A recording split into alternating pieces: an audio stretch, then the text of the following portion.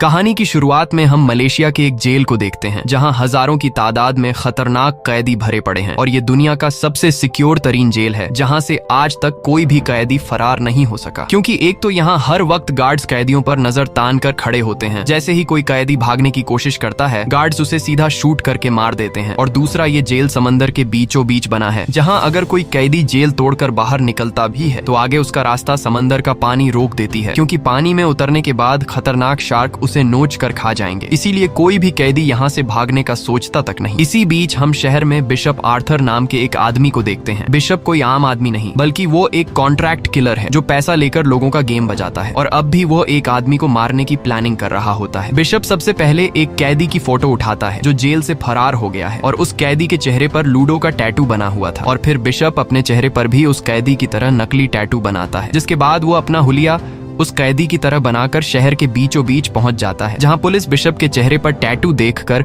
उसे जेल से भागा हुआ कैदी समझकर पकड़ लेते हैं। और फिर पुलिस उसे मलेशिया की सबसे सिक्योर जेल में लेकर आती है। यह वही जेल है जो समुद्र के बीचों बीच बनी है और यहाँ हमें पता चलता है कि बिशप इस जेल में एक बहुत ही खतरनाक गैंगस्टर को मारने के लिए आया है जिसका नाम याकूजा है। और याकूजा ने बहुत से बेगुनाह लोगों को मारा है। यहाँ पास में बैठा एक बूढ़ा कैदी बिशप को बताता है कि याकूजा के साथ जो दुश्मनी करता है तो याकूजा पहले अपने दुश्मन को जान से मारता है और फिर उसका दिल निकाल कर खा जाता है। और यहाँ बिशप याकूजा को देखकर समझ जाता है कि याकूजा को मारना इतना आसान नहीं, क्योंकि हर वक्त याकूजा के आदमी उसके साथ रहते हैं। अब यहाँ बिशप याकूजा को मारने का रास्ता ढूंढ ही रहा होता है कि तभी वो देखता है कि एक लंबा चौड़ा कैदी याकूजा को मारने के लिए आ रहा है। ये देखकर बिशप मौके का फायदा उठाते हुए जैसे ही वो कैदी याकूजा को मारने वाला होता है तब बिशप सीधा चाकू फेंक कर उस लंबे चौड़े कैदी को मार देता है और याकूजा की जान बचा लेता है। ये देखकर याकूजा बिशप से काफी ज्यादा खुश हो जाता है और वो बिशप पर पूरा भरोसा करके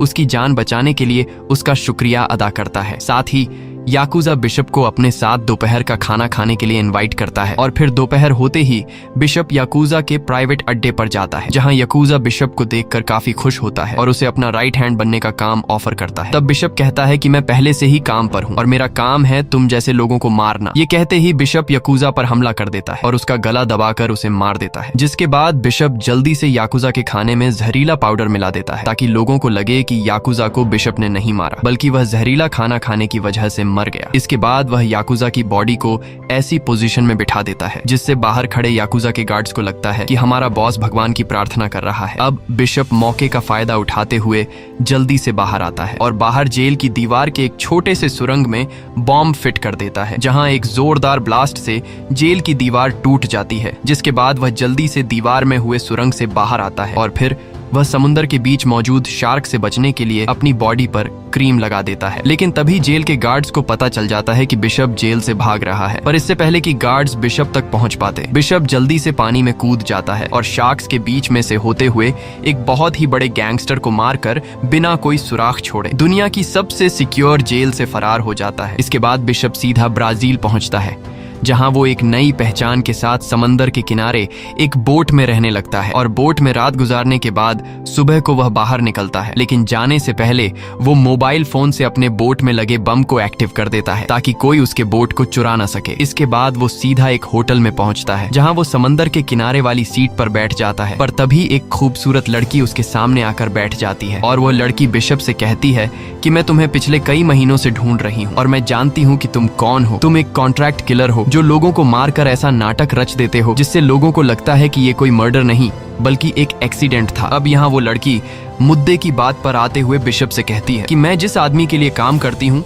वो आदमी चाहता है कि तुम उसके लिए 2 आदमियों को मार दो, क्योंकि ये काम तुमसे बेहतर कोई और नहीं कर सकता। पर यहाँ बिशप इस कॉन्ट्रैक्ट को लेने से इनकार कर देता है। ये सुनकर उस लड़की को गुस्सा आ जाता है और वो बिशप को मोबाइल में एक वीडियो क्लिप दिखाते हुए कहती है कि मैं जानती हूँ कि पिछली बार तुम मरे नहीं थे बल्कि तुमने अपनी मौत का नाटक रचकर जिंदा बच गए थे और अब भी तुम्हारे दुश्मन तुम्हें ढूंढ रहे हैं। इसलिए अगर तुमने मेरी बात नहीं मानी तो मैं तुम्हारी ये वीडियो इंटरनेट पर अपलोड कर दूंगी, जिससे तुम्हारे दुश्मनों को पता चल जाएगा कि तुम अभी भी जिंदा हो और तुम्हारी जान खतरे में पड़ जाएगी। दरअसल बिशप दुनिया की नजरों के सामने मरा हुआ है, जबकि सच्चाई तो ये है कि वो यहाँ ब्राजील में एक नए पहचान और एक नए नाम के साथ जिंदगी गुजार रहा है। और तभी पास में नजर घुमाने पर बिशप देखता है कि ये लड़की अकेले यहाँ पर नहीं आई है, बल्कि ये लड़की अपने साथ कई सारे आदमियों को लेकर आई है। ये देखकर बिशप समझ जाता है कि यहाँ मेरी जान को खतरा है, इसलिए वो जल्दी से अपना मोबाइल निकालकर उस लड़की की फोटो लेता है। ये देखकर वो लड़की समझ जाती है कि बिशप मेरी बात मानने वाला नहीं है, इसलिए वह बिशप को मारने के लिए अपनी बंदूक निकालने लगती है।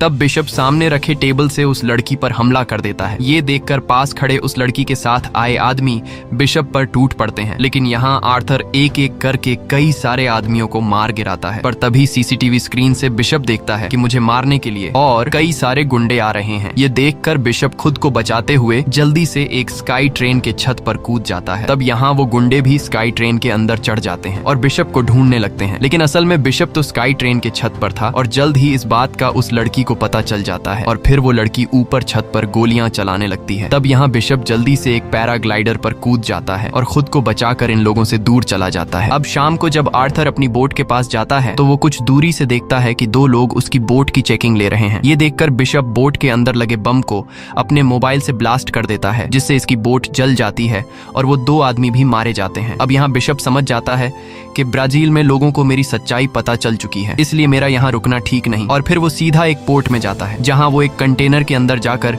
वहां पहले से छिपाया गया एक बैग बाहर निकालता है, जिसके अंदर ढेर सारे पैसे, हथियार और नकली पासपोर्ट रखे हुए थे। अब यहाँ बिशप अपने ब्राजील वाले पासपोर्ट को जला देता है और साथ ही अपने खिलाफ कोई भी सबूत न छोड़ते हुए ब्राजील को छोड़कर थाईलैंड की तरफ निकल पड़ता है और थाईलैंड के एक सुनसान बीच पर पहुंच जाता है, जहां वो एक होटल की मालकिन से मिलता है जिसका नाम मलाइका है और मलाइका यहाँ पर होटल चलाती है। अब बिशप को देखकर मलाइका बिशप को पहचान लेती है और फिर वो बिशप को उसके रूम की चाबी दे देती है। अब रूम में अंदर आने के बाद बिशप टेबल के नीचे से एक बैग निकालता है, जिसके अंदर बिशप की जरूरत का सामान पड़ा हुआ था। अब यहाँ बिशप सबसे पहले लैपटॉप में उस लड़की के बारे में रिसर्च करता है जिसकी उसने होटल में अपने मोबाइल से तस्वीर ली थी और यहाँ बिशप को पता चलता है कि ये लड़की भी एक कॉन्ट्रैक्ट किलर है और ये लड़की क्रेन नाम के एक आदमी के लिए काम करती है। क्रेन की तस्वीर देखने के बाद बिशप परेशान हो जाता है, क्योंकि बिशप क्रेन को बचपन से जानता है और बिशप को पता है कि क्रेन एक बहुत ही खतरनाक माफिया डॉन है। अगले दिन मलाइका के पास जीना नाम की एक लड़की आती है और जीना मलाइका से कुछ दवाइयां मांगती है। तब यहाँ मलाइका जीना के बाजू पर चोट के निशान देख लेती है और मलाइका समझ जाती है कि जीना मुसीबत में है, इसलिए मलाइका जीना से पूछती है कि अगर तुम्हें और किसी मदद की जरूरत है तो तुम मुझे बता सकती हो। लेकिन जीना कुछ नहीं बताती और दवाइयां लेकर सामने खड़ी बोट पर चली जाती है। अब जैसे ही रात होती है तो जीना अपनी बोट से जोर जोर से चिल्लाने लगती है और यहाँ मलाइका देखती है कि जीना को एक आदमी मार रहा है। ये देखकर मलाइका सीधा बिशप के पास आती है और उसे कहती है कि जाओ और बोट पर फंसी हुई लड़की की मदद करो। और फिर बिशप एक छोटी सी बोट में बैठकर उस बोट के पास पहुंच जाता है, जहाँ वो उस आदमी से कहता है कि इस लड़की को छोड़ दो वरना तुम मारे जाओगे। लेकिन वो आदमी बिशप की बात नहीं सुनता और उल्टा बिशप से लड़ने लगता है। अब यहाँ फाइट के दौरान उस आदमी का सर एक लोहे के रोड से जोर से टकराता है, जिससे वो आदमी वहीं पर मारा जाता है। और फिर कुछ ही देर बाद मलाइका भी बोट लेकर वहां तक पहुंच जाती है, जिसके बाद बिशप जीना को उठाकर मलाइका को देकर कहता है कि इसे तुम किनारे पर लेकर चली जाओ। और वो खुद बोट की जांच शुरू कर देता है, जहां उसे जीना का पासपोर्ट और उसका मोबाइल फोन मिलता है और जीना के फोन में बिशप को अपनी तस्वीर दिखाई देती है। ये देखकर बिशप सोच में पड़ जाता है कि आखिर इस लड़की के पास मेरी तस्वीर कैसे आई और बिशप को जीना पर शक होने लगता है, जिसके बाद वो सीधा जीना के रूम में जाकर उससे गन पॉइंट पर पूछता है कि तुम्हारे पास मेरी तस्वीर कैसे आई। तब जीना उसे कोई जवाब नहीं देती और बिशप के करीब आकर उसे इम्प्रेस करने की कोशिश करती है, लेकिन बिशप उसे वापस बेड पर धकेल देता है और कहता है कि मुझ पर तुम्हारी ये तरीके काम नहीं करने वाले हैं, इसलिए मैं आखिरी बार पूछ रहा हूँ कि क्या तुम भी क्रेन के लिए काम करती हो। ये सुनकर जीना डर जाती है और बिशप से कहती है कि हाँ, मुझे तुम्हारे पास क्रेन ने भेजा है, लेकिन मैं क्रेन के लिए काम नहीं करती, बल्कि क्रेन ने मुझे ये सब करने पर मजबूर किया है। दरअसल ये सारा क्रेन का प्लान था कि जीना को बोट में एक आदमी मारेगा और जब बिशप जीना की मदद करने के लिए आएगा तब जीना एक बेबस लड़की के रूप में खुद को बिशप के सामने पेश करेगी और फिर जीना बिशप को अपने प्यार के जाल में फंसा लेगी, जिसके बाद क्रेन जीना का इस्तेमाल करके बिशप से अपने काम करवाएगा। अब बिशप को सारी सच्चाई का पता चलने के बाद वो जीना से कहता है कि अब मैं तय करूंगा कि आगे क्या करना है। दरअसल बिशप अब क्रेन के बनाए हुए गेम को उल्टा चलकर क्रेन को ही उसी के गेम में फंसाने का सोचता है, लेकिन अब भी बिशप को जीना के बताए हुए बातों पर पूरा यकीन नहीं था। और फिर अगले दिन बिशप जीना के बारे में रिसर्च करता है, जहां उसे पता चलता है कि जीना एक बहुत ही अच्छे दिल की मालिक है। दरअसल जीना एक अनाथ आश्रम चलाती है, जिसमें वो अनाथ बच्चों को पढ़ना लिखना सिखाती है, साथ ही वो अनाथ बच्चों को खाना पीना और रहने की फैसिलिटी देती है। ये देखकर बिशप जीना से इम्प्रेस हो जाता है और फिर सीधा जीना के पास जाकर बैठ जाता है और उससे पूछता है कि आखिर क्रेन तुम्हें किस बात की धमकी देकर ये काम करवा रहा है। तब जीना बताती है कि मैं एक अनाथ आश्रम चलाती हूँ, लेकिन 1 महीने पहले क्रेन के लोगों ने मेरे अनाथ आश्रम से एक बच्चे को किडनैप किया और फिर अगले ही दिन उस बच्चे की लाश मेरे अनाथ आश्रम के दरवाजे पर मिली। इसके बाद क्रेन के लोगों ने मुझे धमकी दी कि अगर तुमने क्रेन की बात नहीं मानी तो अनाथ आश्रम में रहने वाले बाकी बच्चों के साथ साथ हम तुम्हें भी मार देंगे। और फिर मैंने अपने अनाथ आश्रम के बच्चों को बचाने के लिए न चाहते हुए क्रेन की बात मान ली। इसी बीच बिशप देखता है कि समुद्र के बीचों बीच एक बोट से कुछ लोग उस पर नजर रख रहे हैं। यह देखकर बिशप समझ जाता है कि यह क्रेन के लोग हैं और फिर वो जल्दी से जीना का हाथ पकड़कर उसके साथ चलने लगता है, ताकि बोट से जो लोग इन दोनों पर नजर रख रहे हैं उन्हें ये लगे कि जीना ने बिशप को प्यार के जाल में फंसा लिया है। और तभी मलाइका इन दोनों को एक साथ देखकर पास में चल रही एक रस्म में इन दोनों को शामिल करती है, जहां ये दोनों काफी एंजॉय करते हैं। और यहाँ हम देखते हैं कि ये दोनों एक दूसरे को सच में पसंद करने लगे हैं। रात को जीना बिशप के पास आकर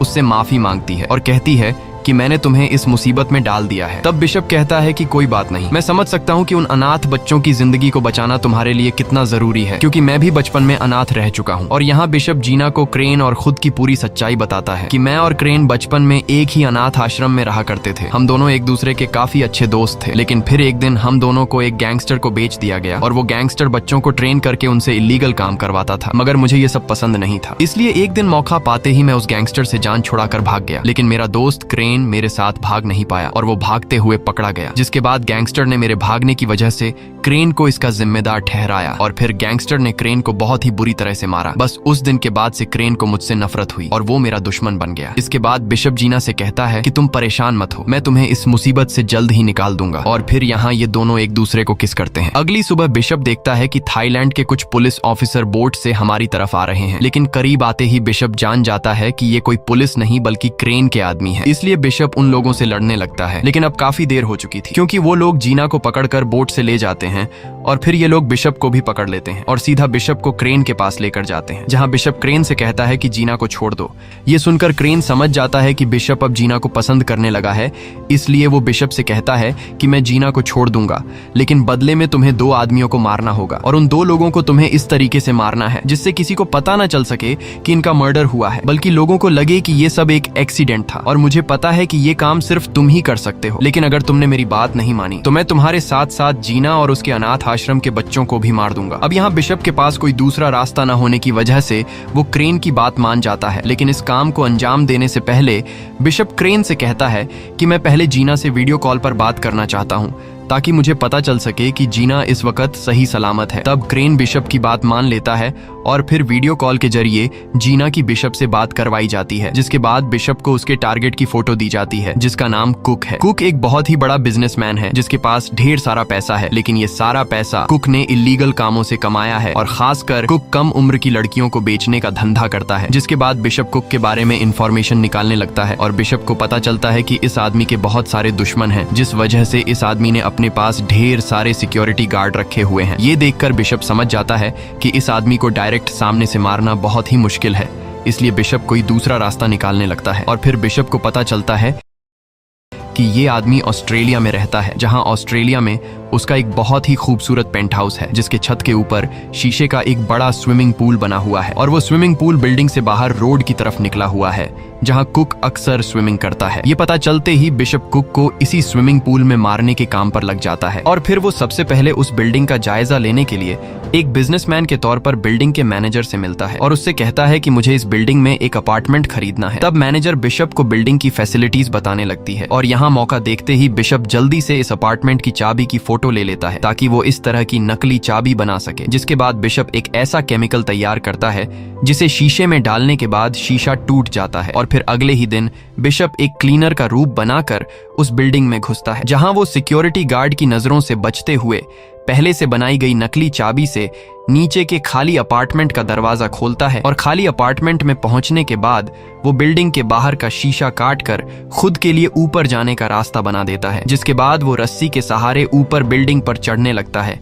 और चढ़ते चढ़ते वो सीधा उस स्विमिंग पूल तक पहुंच जाता है जहां वो बिजनेसमैन स्विमिंग करता है। और फिर यहाँ बिशप चुपके से स्विमिंग पूल के निचले शीशे में ड्रिल मशीन से छोटे छोटे सुरंग कर देता है, जिसके बाद वो उन सुरंग में शीशा क्रैक करने वाला केमिकल डाल देता है। अब सारा काम करने के बाद बिशप जल्दी से वहां से निकल जाता है और फिर कुछ ही देर बाद बिजनेसमैन नहाने के लिए स्विमिंग पूल के पास आकर पूल में जंप कर देता है। और जैसे ही बिजनेसमैन बिशप के केमिकल लगाए हुए जगह पर पहुंचता है तो वहां शीशे पर ज्यादा लोड आने की वजह से शीशे में क्रैक्स आने लगती हैं और फिर देखते ही देखते शीशे का एक बड़ा हिस्सा टूट जाता है, जिससे वो बिजनेसमैन कई 100 फीट ऊंचाई से नीचे गिरकर मारा जाता है। और फिर न्यूज पर दिखाया जाता है कि कुक नाम का बिजनेसमैन बिल्डिंग से नीचे गिरकर मारा जा चुका है। अब टीवी पर यह न्यूज सुनकर क्रेन काफी खुश हो जाता है और बिशप को अपना मिशन कंप्लीट करने पर क्रेन उसे जीना से वीडियो कॉल पर बात करने के लिए देता है। अब यहाँ जीना बड़ी चालाकी से कैमरा घुमाकर पीछे खड़ी बोट का नंबर बिशप को दिखाती है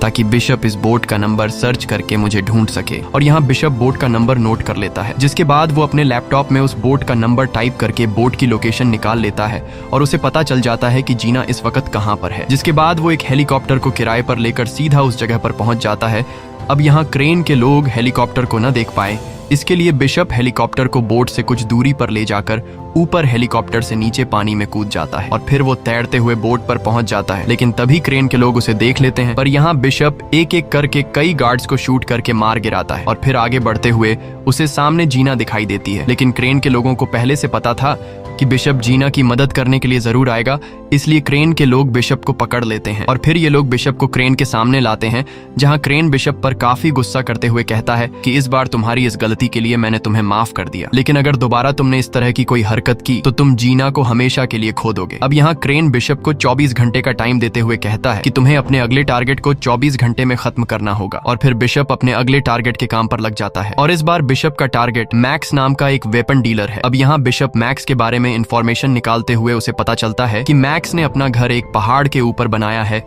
जहां हद से ज्यादा सिक्योरिटी है और साथ ही उन सिक्योरिटी गार्ड्स के पास काफी एडवांस लेवल के हथियार हैं। अब यहाँ बिशप समझ जाता है कि मैक्स को मारना बहुत ही मुश्किल है और बिशप ये बात भी जान पाता है कि क्रेन ने मेरे हाथों कुक को अपने रास्ते से हटा दिया है और अब क्रेन मैक्स को मारकर उसकी कुर्सी छीनना चाहता है ताकि वो अकेला इस पूरे काले बिजनेस का मालिक बन जाए। और फिर अगली सुबह बिशप मैक्स को मारने के लिए निकल पड़ता है और मैक्स के घर के करीब पहुंचने के बाद जब बिशप को सिक्योरिटी होने की वजह से मैक्स के घर के अंदर जाने का कोई रास्ता नहीं मिलता, तब वो समझदारी से काम लेते हुए स्नाइपर से मैक्स के घर के ऊपर खड़े गार्ड को शूट करके घायल कर देता है। अब जख्मी गार्ड का इलाज करने के लिए हेलीकॉप्टर से डॉक्टर को बुलाया जाता है और यहाँ हम देखते हैं कि बिशप भी मैक्स के घर की छत के ऊपर पहुंच गया है। दरअसल जब हेलीकॉप्टर से डॉक्टर को लाया जा रहा था तब बिशप भी चुपके से हेलीकॉप्टर के नीचे लटक कर यहाँ तक पहुंच गया। अब यहाँ जब डॉक्टर और बाकी गार्ड्स जख्मी गार्ड को ठीक करने में लगे होते हैं तब मौके का फायदा उठाते हुए बिशप जल्दी से मैक्स के घर में घुस जाता है, जहां वह सबसे पहले जैमर लगाकर सभी कैमरास को बंद कर देता है, जिससे बिल्डिंग के अंदर मौजूद सभी गार्ड्स अलर्ट हो जाते हैं और बिशप को ढूंढने लगते हैं। अब यहाँ बिशप एक एक करके कई सारे गार्ड्स को मार गिराता है। वहीं मैक्स के गार्ड्स मैक्स को सिक्योर रखने की कोशिश करते हैं, पर तभी बिल्डिंग के बाहर लिफ्ट में एक जोरदार धमाका होता है, जिससे मैक्स के गार्ड्स को ये आइडिया हो जाता है कि जो कोई भी मैक्स को मारने के लिए आया है वह बिल्डिंग के बाहर है। इसीलिए गार्ड्स मैक्स को उसके सबसे सिक्योर रूम में लेकर चले जाते हैं। लेकिन जैसे ही मैक्स अपने सिक्योर रूम का दरवाजा बंद करके पीछे की तरफ मुड़ता है तो वह अपने सामने बिशप को बैठा हुआ देखता है, जिसे देखकर मैक्स काफी मायूस हो जाता है क्योंकि बिशप ने बड़ी चालाकी से मैक्स के गार्ड्स को धोखा देकर खुद ही गार्ड्स ने मैक्स को बिशप के हवाले कर दिया। अब यहाँ मैक्स बिशप से कहता है कि तुम इंतजार किस बात का कर रहे हो, जल्दी करो और मुझे गोली मार दो। तब बिशप कहता है कि परेशान मत हो, मैं तुम्हें नहीं मारूंगा, बल्कि मैं चाहता हूं कि तुम मरने का ड्रामा करो। ये सुनकर मैक्स बिशप से कहता है कि मैं तुम्हारी बात को समझा नहीं। तब बिशप उसे सारी सच्चाई बताने लगता है कि मुझे क्रेन ने तुम्हें मारने के लिए भेजा है, लेकिन मैं क्रेन की प्लानिंग को समझ गया हूँ। उसने मेरा इस्तेमाल करके पहले मुझसे कोक को मरवाया और अब वो मेरे हाथों तुम्हें मरवाकर ये सारा बिजनेस अकेले संभालना चाहता है। अब यहाँ बिशप मैक्स को अपना प्लान बताते हुए कहता है कि तुम्हें अपनी मौत का नाटक करना होगा और जब क्रेन तुम्हारी मौत की खबर सुनकर अपने सभी गार्ड्स को यहाँ तुम्हारी डेड बॉडी देखने के लिए भेजेगा, तब मौके का फायदा उठाकर मैं क्रेन को मार दूंगा। अब यहाँ मैक्स बिशप की बात मान जाता है और फिर बिशप मैक्स के अड्डे अड्डे में धमाका करके एक फेक न्यूज फैला देता है कि मैक्स मारा गया, जबकि असल में बिशप मैक्स को बचाकर दूर समुद्र के किनारे पर ले जाता है। वहीं पूरे शहर में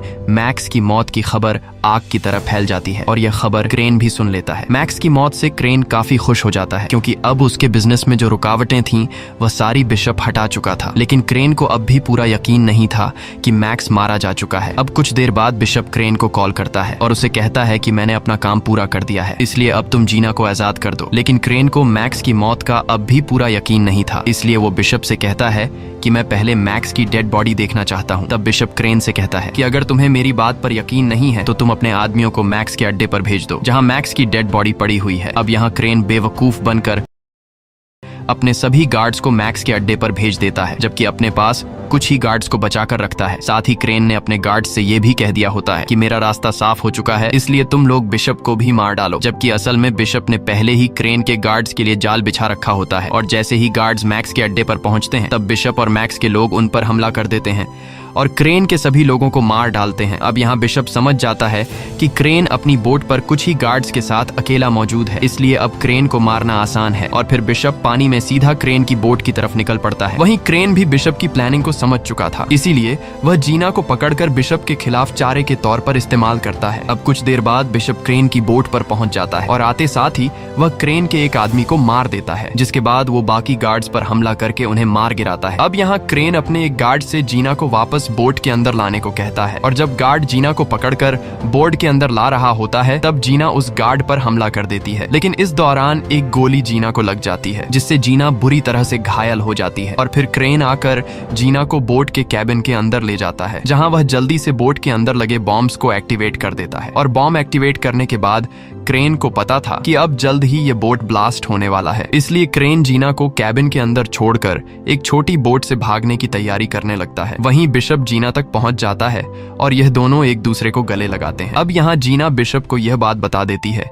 कि क्रेन ने बोट में लगे बॉम्ब्स को एक्टिवेट कर दिया है, इसलिए अब यह बोट जल्द ही ब्लास्ट होने वाला है। ये सुनकर बिशप जल्दी से जीना को ले जाकर इमरजेंसी रिलीज पॉड में बिठा देता है। तब यहाँ जीना बिशप से कहती है कि तुम भी मेरे साथ आओ, लेकिन बिशप कहता है कि जब तक मैं क्रेन को मार नहीं देता तब तक हमारी जान खतरे में है। यह कहकर बिशप इमरजेंसी ट्यूब से जीना को बोट से दूर भेज देता है, जिसके बाद बिशप क्रेन से लड़ने के लिए जाता है और यहाँ ये दोनों एक दूसरे पर गोलियां बरसाने लगते हैं। और जब इन दोनों की बंदूकों में गोलियां खत्म हो जाती हैं तब ये दोनों हाथों की मदद से एक दूसरे से लड़ने लगते हैं। लेकिन बिशप क्रेन पर भारी पड़ता है और फिर बिशप क्रेन को बोट के साथ जंजीर से बांध लेता है। तब क्रेन हंसते हुए कहता है कि जल्द ही बोट में ब्लास्ट होने वाला है जिसमें तुम मेरे साथ मारे जाओगे। तब बिशप कहता है कि मैं हमेशा खुद के लिए बचने का कोई ना कोई रास्ता निकाल लेता हूँ। ये कहते ही बिशप बोट के कैबिन की तरफ भागता है और तभी बोट में एक जोरदार ब्लास्ट होता है, जिससे बोट के टुकड़े टुकड़े हो जाते हैं और क्रेन और बिशप दोनों ब्लास्ट में मारे जाते हैं। वहीं कुछ दूरी से जीना ब्लास्ट हुए बोट को देखती है,